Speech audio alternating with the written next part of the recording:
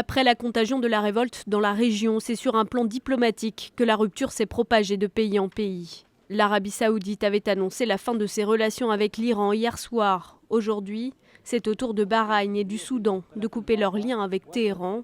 Les Émirats, eux, annoncent une réduction de leurs relations avec l'Iran. Conséquence concrète de cette tension, ce matin, les diplomates saoudiens avaient déjà quitté Téhéran, où leur ambassade avait été saccagée et partiellement brûlée la veille. Mais les manifestations ne faiblissent pas pour autant. 3000 personnes étaient à nouveau dans les rues de la capitale iranienne, criant leur haine contre la famille des Saouds au pouvoir.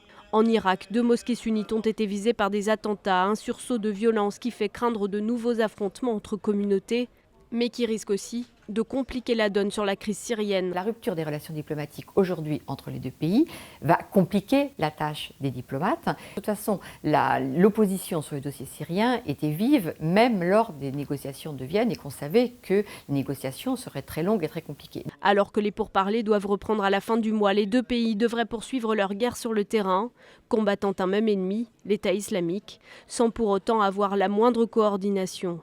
L'Arabie saoudite au sein de la coalition, les Iraniens avec leur armée sur le sol syrien.